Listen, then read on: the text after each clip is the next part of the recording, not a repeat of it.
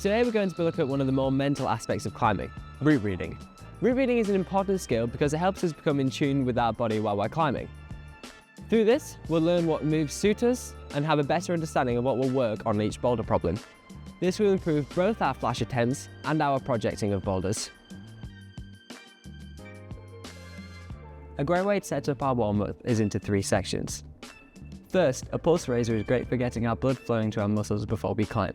This is essential to prevent injuries. I like to either skip, row or use a bicycle, all of which can be found in the gym.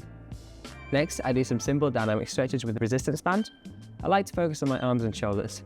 This increases the pliability of our muscles, especially in the big ones like the shoulders and the back.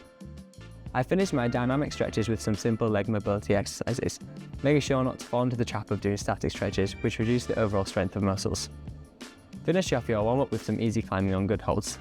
Don't pull on anything too demanding just yet, as your tendons and muscles aren't properly supple. To train route reading, we recommend the following drill, either by yourself or with a partner. First, choose a climb that's at your maximum flash grade. This means the hardest grade of boulder that you think you'll do in one try.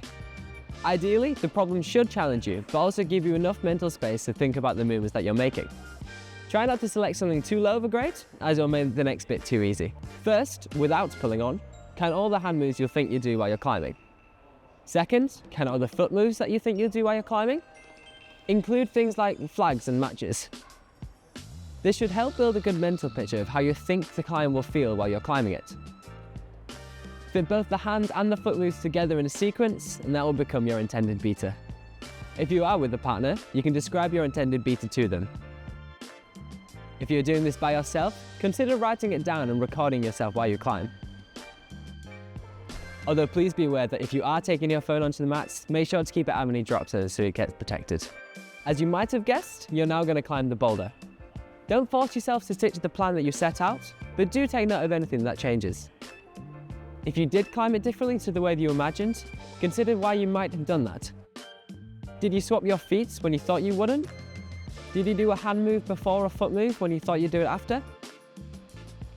Did you have to use a foothold differently because you misread the following hand moves? Discuss this with your partner, or take a look at the video you recorded and see if there's any other things that you did differently. Repeat this process as much as you'd like. As you do repeat it, you should find that you're able to predict what you'll end up doing on the wall. You can also take these skills further and challenge yourself to read routes that are much closer to your maximum grade. Be sure to book onto a fundamental session in your local depot centre for more lessons like this, and follow our YouTube channel for more videos.